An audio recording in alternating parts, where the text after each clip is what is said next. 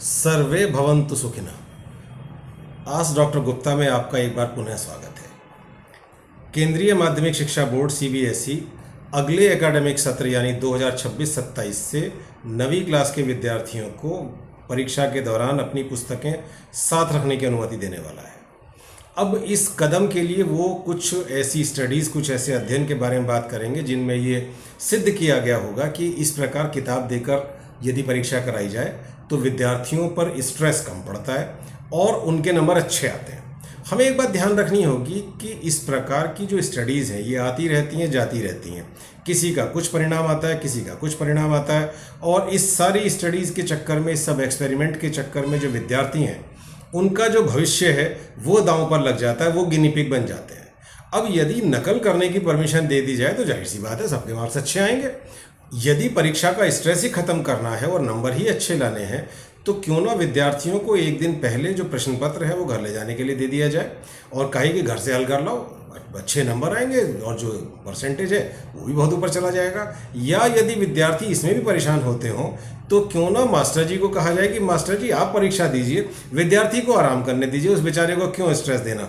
सबके 100% नंबर आएंगे और जो विद्यार्थी हैं उनको जरा सा भी स्ट्रेस नहीं रहेगा। ये जो कदम उठाया जा रहा है ये कितना गंभीर है, इसको समझने के लिए हम अपने देश के इतिहास पर नज़र डालते हैं कि क्या हमारे यहाँ शिक्षा पद्धति रही है और उसमें किस तरह के बुद्धिजीवी हुए हैं। जिस समय सब कुछ कंठस्थ करना होता था, जब सब कुछ याद किया जाता था, उस समय हमारे यहाँ ऐसे महर्षि हुए हैं, महर्षि वेदव्यास जिन्होंने की महाभारत लिखी जो कि 6 वॉल्यूम में आती है, भगवान वाल्मीकि हुए जिन्होंने रामायण लिखी, आर्यभट्ट हुए जिन्होंने शून्य का आविष्कार किया, ऐसे ऋषि हुए जिन्होंने कि आइजैक न्यूटन से कई हजार साल पहले गुरुत्वाकर्षण यानी ग्रेविटी के बारे में बता दिया था। जो उस समय दिव्यास्त्र बनाए गए थे उनके बारे में आजकल के वैज्ञानिक ये मानते हैं कि शायद वो सब दिव्यास्त्र वास्तव में परमाणु अस्त्र थे, न्यूक्लियर वेपन्स थे। उसके बाद हमारी जो अंग्रेजी शिक्षा पद्धति है वो आई। जब हम विद्यार्थी थे तो हमें अनिवार्य रूप से 8वीं क्लास तक कम से कम 20 तक का पहाड़ा याद करना होता था। जो हमारे बुजुर्ग थे वो जब दुकान पर बैठते थे तो वो 2.5 का पहाड़ा पढ़ते थे जिसको ढौंचा बोलते थे, पौना यानी 3/4 का पहाड़ा पढ़ते थे जिसको कि पौंचा बोला जाता था। और वो लोग बिना पेपर पेंसिल के, कैलकुलेटर तो बहुत दूर की बात है, बिना पेपर पेंसिल के दुकान पर सारा का सारा हिसाब लगा लिया करते थे। और आजकल के विद्यार्थी को कहिए कि 27 में 36 जोड़कर बताए, बिना कैलकुलेटर के बता नहीं पाएगा। जो उत्तर प्रदेश बोर्ड, बिहार बोर्ड ऐसे बोर्ड हैं इनका जो सिलेबस था वो बहुत ही रिच था, बहुत अच्छा सिलेबस था। उसके साथ में जब विद्यार्थियों की मेहनत जुड़ती थी तो उसका परिणाम ये होता था कि ज़्यादातर जो बड़े ऑफिसर थे, जो क्लास 1 ऑफिसर्स थे, वो या तो उत्तर प्रदेश से होते थे या बिहार से होते थे। अब 2017 में जब उत्तर प्रदेश में सरकार बदली तो उन्होंने उत्तर प्रदेश के इस रिच सिलेबस को हटा के उसकी जगह पे जो एनसीईआरटी की पुस्तकें हैं उनको कंपलसरी कर दिया, जिनमें कि जो इसका सिलेबस है वो बहुत ही कम था। 9वीं कक्षा का जो पाठ्यक्रम था उसको 10वीं के पाठ्यक्रम से अलग कर दिया गया, 11वीं के पाठ्यक्रम को 12वीं के पाठ्यक्रम से अलग कर दिया गया, जिससे ये हुआ कि जो विद्यार्थी हैं उनकी स्मरण करने की जो आवश्यकता थी और जो क्षमता थी वो धीरे धीरे कम होती चली गई। और इससे जो विद्यार्थियों के बोर्ड की परीक्षा में अंक थे वो बढ़ते चले गए क्योंकि सिलेबस कम हो गया। जब हम विद्यार्थी थे उस समय जो उत्तर प्रदेश बोर्ड में गणित का जो प्रश्न पत्र होता था वो 2 साल का एक साथ आता था। 2 साल में गणित की 6 किताबें हुआ करती थी और विश्वास कीजिए उसके बाद भी विद्यार्थी 12वीं क्लास में गणित में 100 में से 100 नंबर लेकर आया करते थे। जबकि आज 9th का सिलेबस अलग है, 10th का अलग है, वो भी बहुत थोड़ा सा है और उसके बाद परसेंटेज ज़्यादा आता है। तो आप देख रहे हैं कि जो आज की तारीख में परसेंटेज है उसकी कोई वैल्यू नहीं बची है। 90% मार्क्स होते हैं और उसके बाद भी विद्यार्थी ना तो कोई कॉम्पिटिशन क्लियर कर पाते हैं, ना कहीं ठीक से नौकरी कर पाते हैं।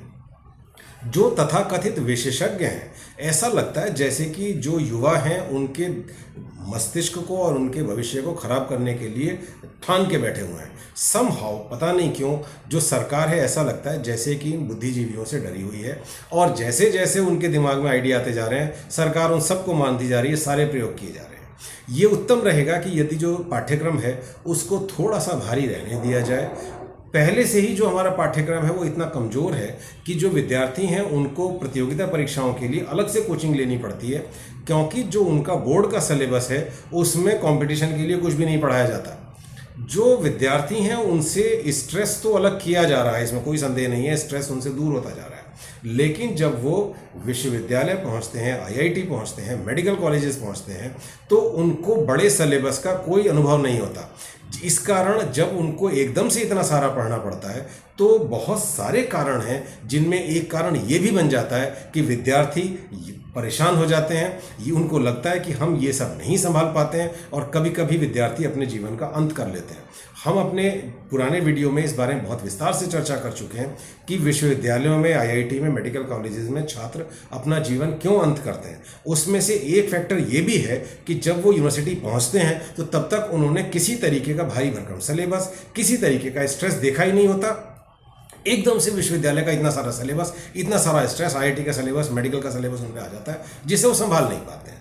तो ये उत्तम रहेगा यदि सरकार, जो ये तथाकथित विशेषज्ञ हैं, इनकी विशेषज्ञता को, इनके जो सुझाव हैं उनको पूरी तरह से ना मानकर जो सिलेबस है उसको थोड़ा सा रहने दें, भारी रहने दें, थोड़ा सा रिच रहने दें। जो विद्यार्थी हैं उनको रात में जागकर परीक्षा की तैयारी करने की आदत बनी रहे तो अच्छा है। नहीं तो जब वो प्रोफेशनल कॉलेजेस में पहुंचेंगे, जब मेडिकल कॉलेज में पहुंचेंगे, विश्वविद्यालय पहुंचेंगे, तो या तो वो सब कुछ छोड़ छाड़ देंगे, या फिर वो जब वहाँ से बाहर निकलेंगे तो बड़े एवरेज या बड़े पुअर तरीके के विद्यार्थी बनेंगे और आगे जीवन में सफल नहीं हो पाएंगे। तो इसलिए कृपया जो पुस्तकें हैं उनको एग्ज़ाम हॉल से बाहर रहने दें, जिससे कि विद्यार्थियों को थोड़ी सी मेहनत करनी पड़े। यदि किसी को लगता है कि नहीं भाई जो हो रहा है वही अच्छा है, तो हमें क्या चिंता, मेरे तो दोनों बच्चे पढ़ चुके हैं, मैं भी अपनी पढ़ाई पूरी कर चुका हूँ। लेकिन जो आने वाली पीढ़ी है उसके लिए हमें चिंतित होने की आवश्यकता है। इस सब के साथ ही मैं सभी विद्यार्थियों को आने वाली परीक्षाओं में सफलता की शुभकामना देता हूँ। धन्यवाद, नमस्कार।